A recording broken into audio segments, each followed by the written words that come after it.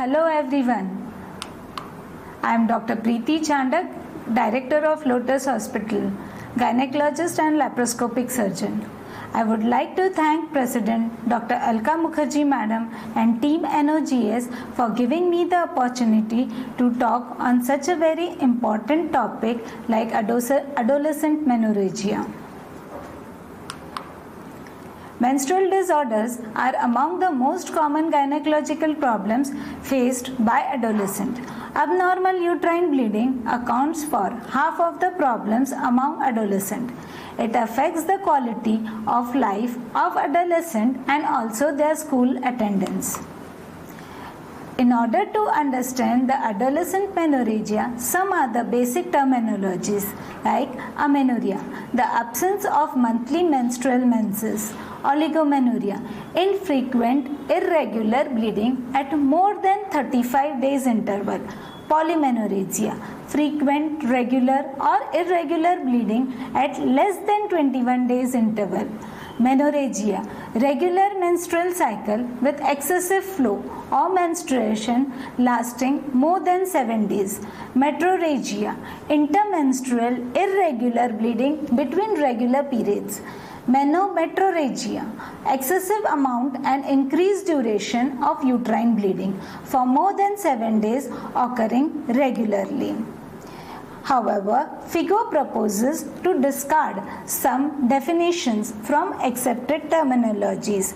It has defined categories as disorder in irregularity, irregular menstrual bleeding, variation more than 20 days over a period of 1 year, absent menstrual bleeding, amenorrhea, no bleeding in the 90 days period, disorder in frequency, infrequent menstrual bleeding, oligomenorrhea, 1 or 2 episodes in 90 days period, frequent menstrual bleeding, more than 4 episodes in a 90 days period. Heavy menstrual bleeding, excessive blood loss which interferes with the woman's physical, emotional, social and maternal quality of life and which can occur alone or with other symptoms. Heavy and prolonged menstrual bleeding, excessive blood loss exceeding more than 8 days. Light menstrual bleeding, bleeding less than 5 ml in a period. Disorder of duration of flow. Prolonged menstrual bleeding, menstrual periods that exceed 8 days on a regular basis. Shortening menstrual bleeding, menstrual bleeding lasting less than 2 days. The pubertal effects. Menses should occur 2 years after thelarchy. Expect menses to gradually become more regular. Most adolescents should have regular cycle within 2 to 3 years of menarche. What is normal cycle? It occurs between 12 to 13 years of age in every 21 to 45 days with bleeding lasting 2 to 7 days. Average blood loss is in normal cycle is 30 to 40 ml, requiring the use of 3 to 6 pads of tamponins per day. Chronic loss of more than 80 ml blood is associated with anemia. The etiology or the differential diagnosis in adolescent menorrhagia are anovulatory bleeding, that is mostly hypothalamic pituitary ovarian dysfunctioning, hypothyroidism, PCODs, bleeding disorders like von Willebrand's disease, platelet dysfunctioning, thrombocytopenia, clotting factor deficiency, genital tuberculosis, liver disorders. The rare conditions lie in neoplasms, vaginal and cervical tumors, granulosa cell and theca cell tumors, adrenal hyperplasia, polyps, hemangioma, leiomyomas, and infections are very commonly seen in patients like chlamydia, PID, Shigella. Pathophysiology of anovulatory cycles. Since it is very common cause of adolescent menorrhagia, we will see the pathophysiology of anovulatory cycle. In anovulatory cycle, the follicular growth occurs with the stimulation from FSH, However, due to lack of LH, surge ovulation fails to occur. Ovary fails to secrete progesterone, although estrogen production continues. Continuous unopposed estrogen stimulation of endometrium. Endometrium becomes excessively vascular without stromal support. Fragility and irregular endometrial bleeding start. Approximately 6 to 10% of women with anovulation have underlying polycystic ovarian syndrome. Uncontrolled diabetes mellitus, hyperthyroidism, and hyperprolactinemia also may cause anovulation by interfering with the hypothalamo-pituitary ovarian axis.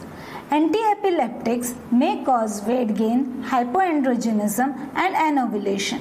Use of antipsychotics may contribute to anovulation by raising prolactin levels. History plays a very important role in diagnosis and treatment of adolescent menorrhagia. Hence, thorough history taking is very important. History should be taken with parents and without parents also. Menstrual history, age of menarche, regularity, duration, use of pads, tampons, count and size, presence of vaginal discharge, presence of abdominal pain, past medical history, systemic illnesses like thyroid disorders, hyperprolactinemia, hypothalamic or adrenal disorders, medication exposure, personal or any family history of easy bruising, gingival bleeding or epistaxis.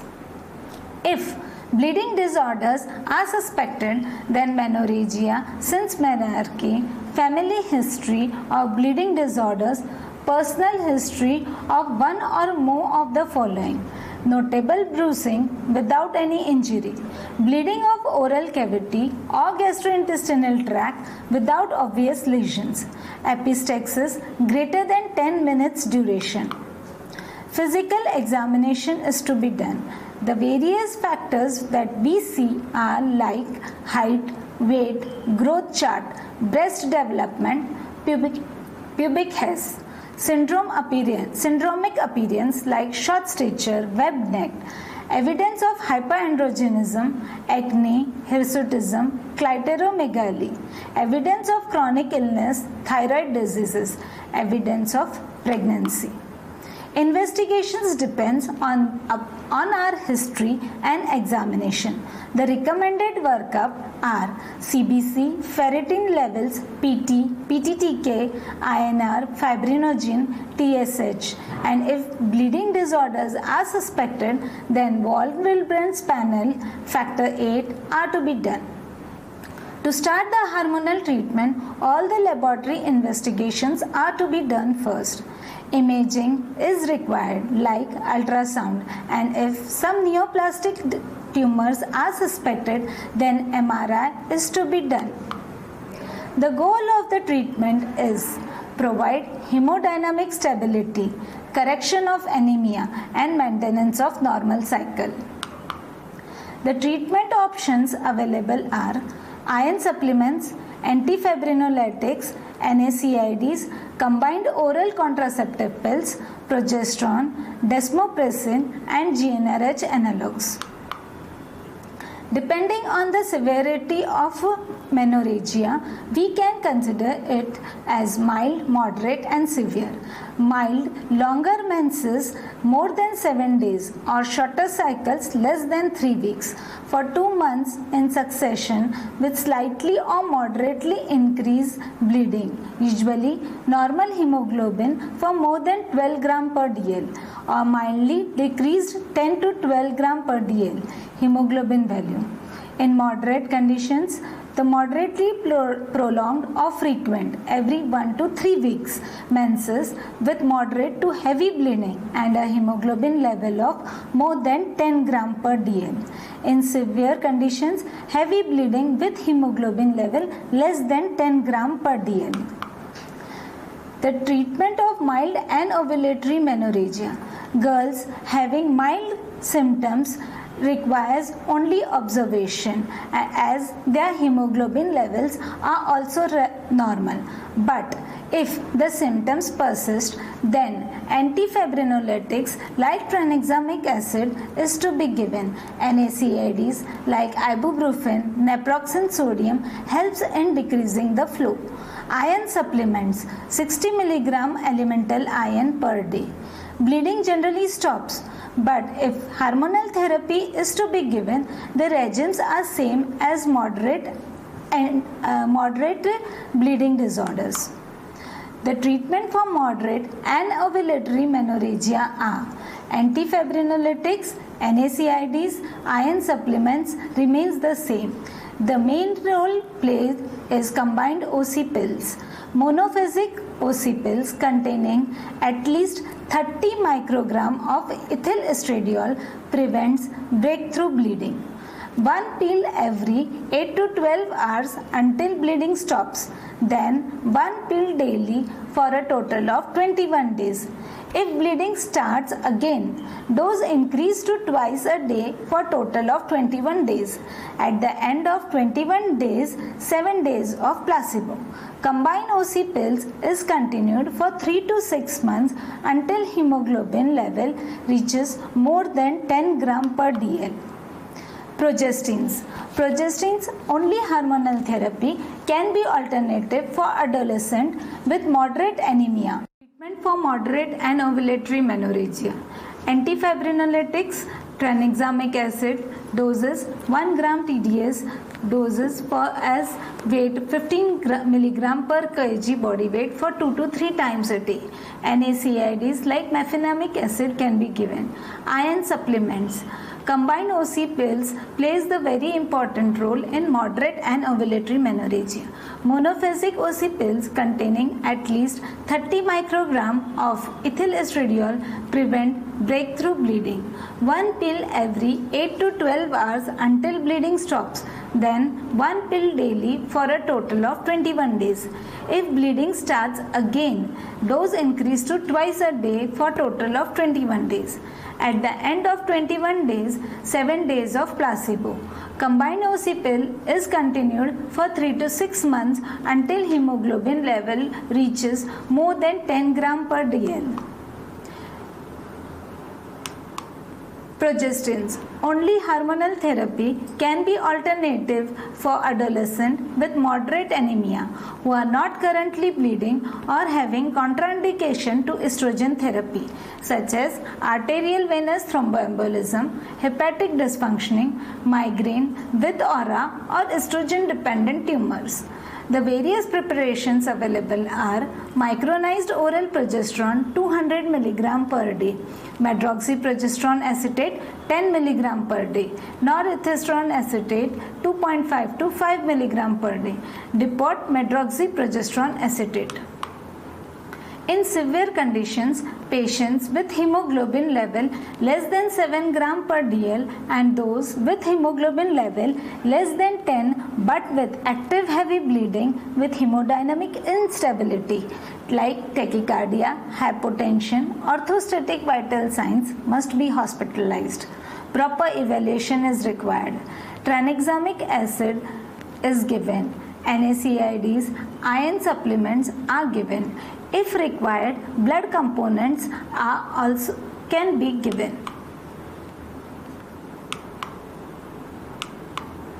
Hormonal therapy consisting monophasic combined OC pills containing 30 to 35 microgram ethyl estradiol once every 6 hours for 2 to 4 days, followed by the same dose given every 8 hours for 3 days and then every 12 hours for next 14 days, and continue with one pill a day until hemoglobin level is more than 10 gram per dl is reached and at least for a total of 21 days.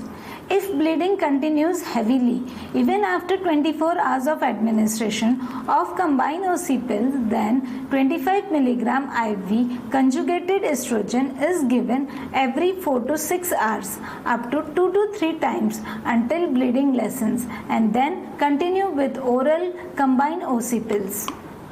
Progestins are the line of treatment in the patients which are contraindicated contraindicates estrogen therapy.